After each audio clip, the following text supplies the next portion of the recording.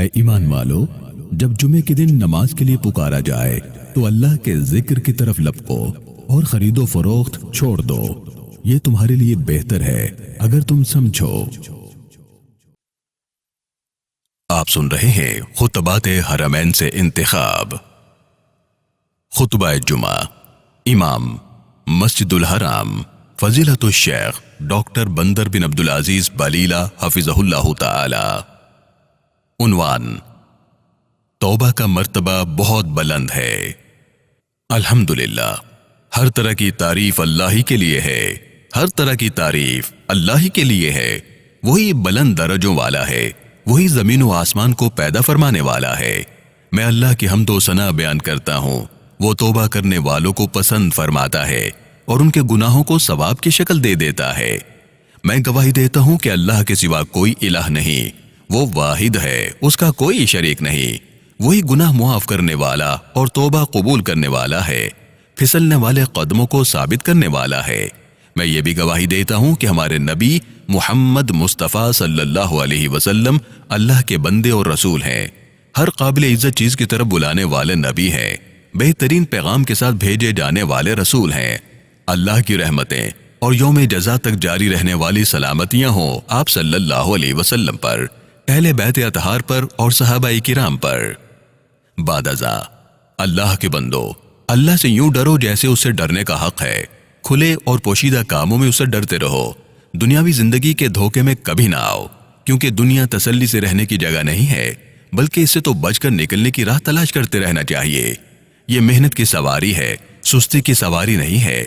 یہ نیکی کے سامان سے تجارت کی جگہ ہے، جس کا منافع اس دن ملے گا جس دن قیامت برپا ہو جائے گی۔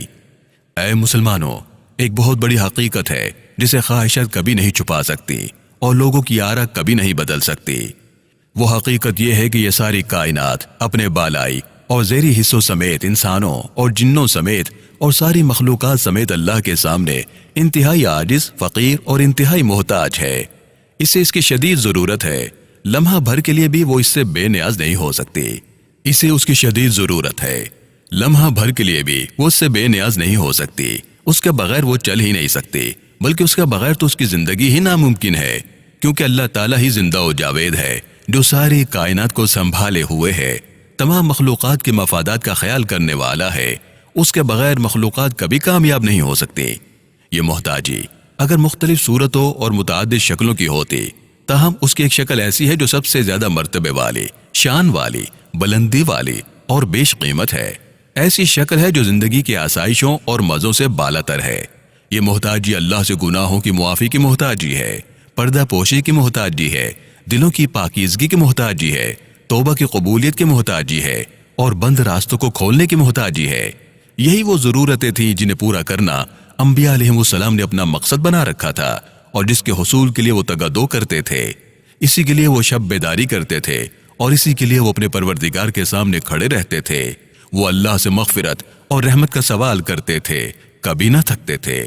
تڑپتے دلوں کے ساتھ، لرزتے نفسوں کے ساتھ اور جھکی ہوئی نگاہوں کے ساتھ وہ اللہ سے یہ سوال کرتے رہتے تھے۔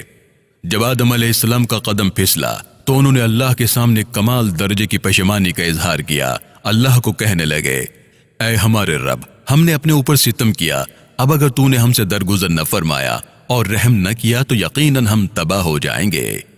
اسی طرح نوح علیہ السلام ایک باپ ہونے کے ناطے اپنے اس بیٹے کی نجات کی امید میں تھے جسے ہلاک کرنے کا فیصلہ اللہ کر چکا تھا۔ اس پر اللہ تعالیٰ نے انہیں ڈانٹ دیا، فرمایا، اے نوح، وہ تیرے گھر والوں میں سے نہیں ہے، وہ تو ایک بگڑا ہوا کام ہے، لہٰذا تو اس بات کی مجھ سے درخواست نہ کر جس کی حقیقت تو نہیں جانتا۔ میں تجھے نصیحت کرتا ہوں کہ اپنے آپ کو جاہلوں کی طرح نہ بنا لے۔ فوراً ہی آپ نے اللہ تعالیٰ سے مغفرت مانگ لی اور توبہ کر لی۔ نوح علیہ السلام نے فوراً عرض کیا، اے میرے رب، میں تیری پناہ مانگتا ہوں اس سے کہ وہ چیز اس سے مانگو جس کا مجھے علم نہیں۔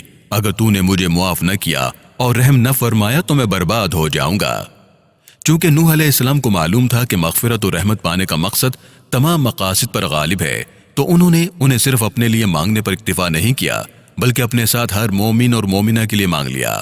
دعا کی، میرے رب، مجھے اور میرے والدین کو اور ہر اس شخص کو جو میرے گھر میں مومن کے حیثیت سے داخل ہوا ہے اور سب مومن مردوں اور عورتوں کو معاف فرما دے اور ظالموں کے لیے ہلاکت کے سوا کسی چیز میں اضافہ نہ فرما۔ اسی طرح خلیل الرحمن جو اپنی ذات میں پوری امت تھے، اللہ کے مخلص بندے تھے، بردبار تھے، نرم دل تھے اور رجوع کرنے والے تھے۔ ابراہیم علیہ السلام وہ بھی اسی مقصد کو اپنی زبان پر لاتے ہیں، اسے اپنی دعا کا حصہ بنا لیتے ہیں، اللہ سے ڈرتے بھی ہیں اور اس سے امید بھی رکھتے ہیں۔ کہتے ہیں پروردگار مجھے اور میرے والدین کو اور سب ایمان لانے والوں کو اس دن معاف کر دیجیے جب کہ حساب قائم ہوگا۔ یہی مقصد آپ کی سوچ پر حاوی رہتا ہے اور قوم کو اپنے دین کی طرف دعوت دیتے وقت بھی انہیں اسی کی فکر رہتی ہے، وہ انہیں اللہ تعالیٰ کی صفات سے خبردار کرتے ہیں۔ اس نے کہا کبھی تم نے آنکھیں کھول کر ان چیزوں کو دیکھا جن کی بندگی تم اور تمہارے پچھلے باپ دادا بجا لاتے رہے؟ میرے تو یہ سب دشمن ہے بجز ایک رب العالمین کے جس نے مجھے پیدا کیا، پھر وہی میری رہنمائی فرماتا ہے، جو مجھے کھلاتا اور پلاتا ہے، اور جب میں بیمار ہو جاتا ہوں تو وہی مجھے شفا دیتا ہے، جو مجھے موت دے گا اور پھر دوبارہ مجھ کو زندگی بخشے گا، اور جس سے میں امید رکھتا ہوں کہ روز جزا میں وہ میری خطا معاف فرما دے گا۔ اے میرے رب مجھے حکمت عطا کر اور مجھ کو صالحوں کے ساتھ ملا، اور بعد کے آنے والوں میں مجھ کو سچی ناموری عطا کر اور مجھے جنت نعیم کے وارثوں میں شامل فرما، اور میرے باپ کو معاف کر دے کہ بے شک وہ گمراہ لوگوں میں سے ہے، اور مجھے اس دن رسوا نہ کر جبکہ سب لوگ زندہ کر کے اٹھائے جائیں گے، جبکہ نہ مال کوئی فائدہ دے گا نہ اولاد، بجز اس کے کہ کوئی شخص قلب سلیم لیے اللہ کے حضور حاضر ہو۔ اسی طرح سیدنا عیسیٰ علیہ السلام کو بھی اسی کی فکر تھی، وہ بھی اپنے رب کی رحمت کی طرف اشارہ کرتے ہوئے کہتے ہیں اب اگر آپ انہیں سزا دیں تو وہ آپ کے بندے ہیں، اور اگر معاف کر دیں تو آپ غالب اور دانا ہیں۔ اسی طرح جب موسیٰ علیہ السلام غصے سے بھرے اپنی قوم کی طرف لوٹے کیونکہ انہوں نے بچڑے کی عبادت شروع کر دی تھی، تو اسی چیز کی پریشانی نے انہیں آ لیا اور انہوں نے فوراً ہی اپنے پروردگار کو پکارا۔ تب موسیٰ نے کہا اے رب مجھے اور میرے بھائی کو معاف فرما اور ہمیں اپنی رحمت میں داخل فرما، تو سب سے بڑھ کر رحیم ہے۔ اسی طرح جب موسیٰ علیہ السلام نے اپنے ساتھی کے ساتھ جھگڑتے ہوئے دوسرے شخص کو گھونسا مارا اور وہ مر گیا تو فوراً انہیں افسوس ہوا اور وہ اللہ کی طرف لوٹ آئے، اللہ کی طرف متوجہ ہو کر گناہ کا اعتراف کیا اور کہا، پھر وہ کہنے لگا اے میرے رب میں نے اپنے نفس پر بڑا ظلم کر ڈالا، میرے مغفرت فرما دے۔ چنانچہ اللہ نے اس کی مغفرت فرما دی، وہ غفور الرحیم ہے۔ اسی طرح سیدنا داؤد علیہ السلام جو بڑی قوتوں کے مالک تھے اور جنہیں اللہ تعالیٰ نے بہت بڑی بادشاہت عطا فرمائی تھی، حکمت دی تھی اور فیصلے کرنے کی صلاحیت دی تھی، جب انہیں محسوس ہوا کہ وہ ایک مقدمے کے فیصلے میں حق سے ہٹ گئے تھے تو انہوں نے فوراً ہی اپنے پروردگار سے معافی مانگ لی۔ داؤد سمجھ گیا کہ یہ تو ہم نے دراصل اس کی آزمائش کی ہے، چنانچہ اس نے اپنے رب سے معافی مانگی اور سجدے میں گر گیا اور رجوع کر لیا، تب ہم نے اس کا وہ قصور معاف کیا اور یقیناً ہمارے ہاں اس کے لیے تقرب کا مقام اور بہتر انجام ہے۔ اسی طرح اگلوں اور پچھلوں کے سردار، سارے جہانوں کے لیے رحمت بنا کر بھیجے جانے والے سیدنا محمد ابن عبداللہ صلی اللہ علیہ وسلم، جب کوئی آپ کو یاد کرے تو اللہ کی رحمتیں آپ صلی اللہ علیہ وسلم پر نازل ہوں، جب کوئی آپ کو یاد کرنا بھول جائے تب بھی آپ پر رحمتیں نازل ہوں۔ آپ صلی اللہ علیہ وسلم سب سے بڑھ کر اللہ سے امید رکھنے والے تھے، سب سے بڑھ کر اس سے ڈرنے والے تھے، سب سے بڑھ کر اس کے غضب، سزا اور عذاب علیم سے ڈرانے والے تھے۔ اللہ تعالیٰ نے انہیں بھی معافی مانگنے اور توبہ کرنے کا طریقہ سکھلایا۔ آپ صلی اللہ علیہ وسلم اتنا استغفار فرماتے گویا کہ استغفار ان کی سانسوں کے ساتھ چلتا۔ سیدنا ابو ہریرہ رضی اللہ تعالیٰ عنہ بیان کرتے ہیں میں نے رسول اللہ صلی اللہ علیہ وسلم کو فرماتے ہوئے سنا، اللہ کی قسم میں ایک دن میں 70 مرتبہ سے زیادہ اللہ سے معافی مانگتا ہوں اور توبہ کرتا ہوں۔ اسے امام بخاری نے روایت کیا ہے۔ دن اور رات میں آپ صلی اللہ علیہ وسلم کا یہی معمول تھا۔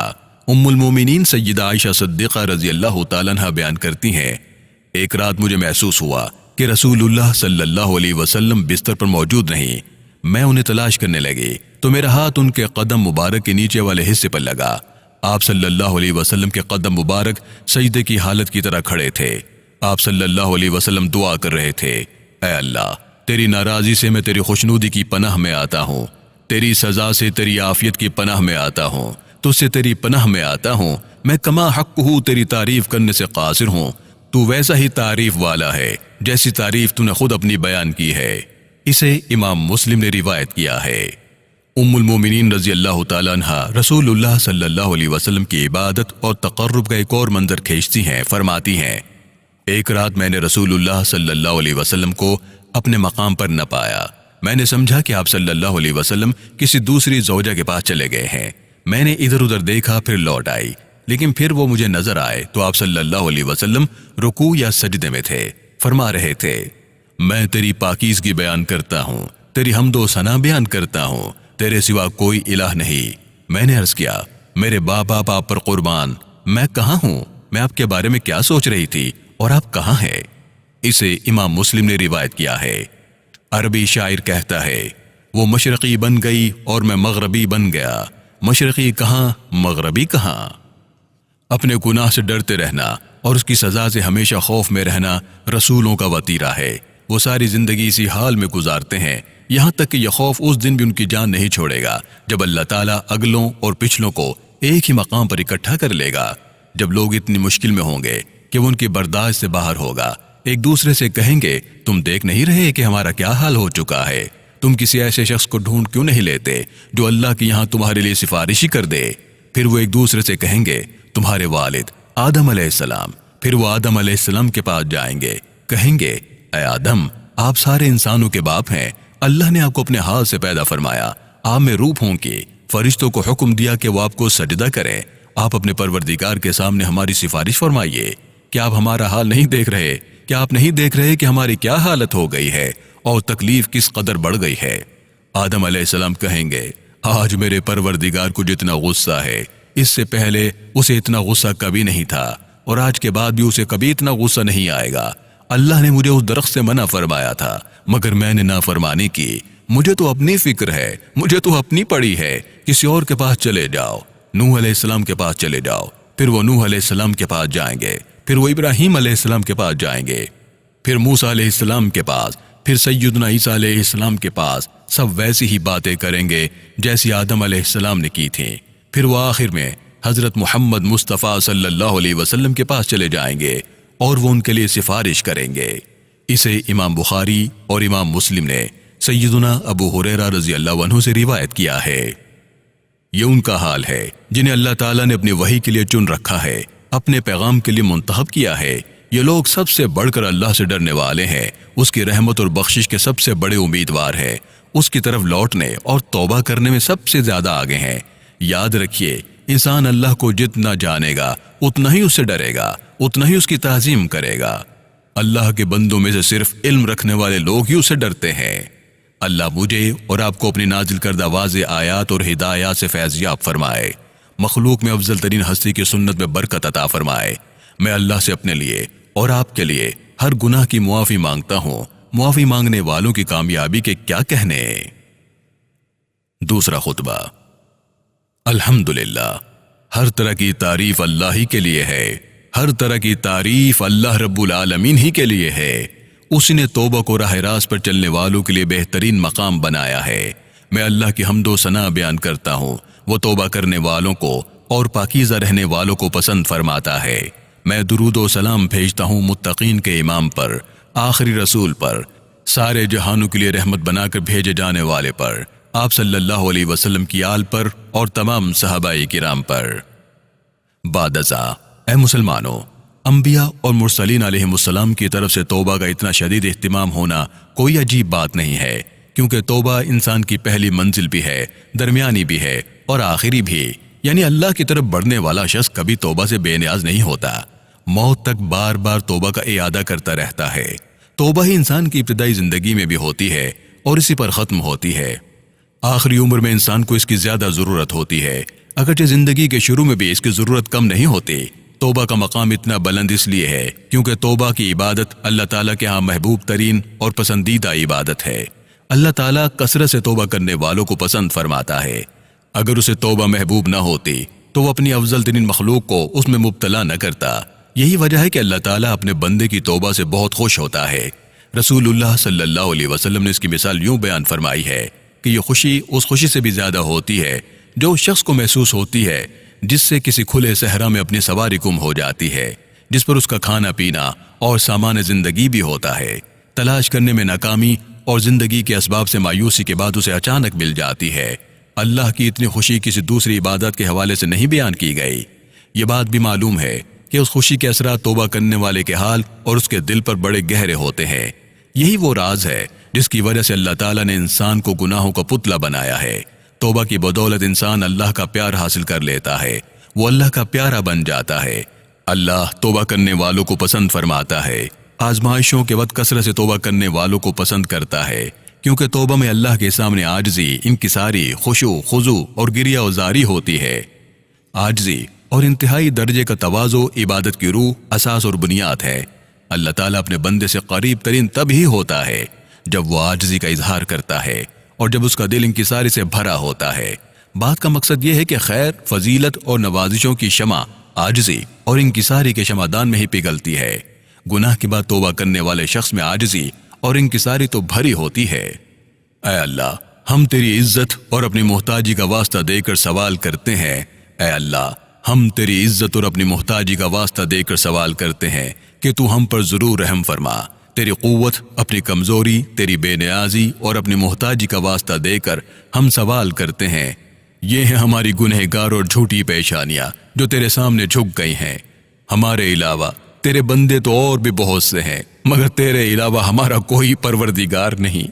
تیری طرف لوٹنے کے علاوہ تجھ سے بچنے کا کوئی راستہ یا جائے پناہ نہیں۔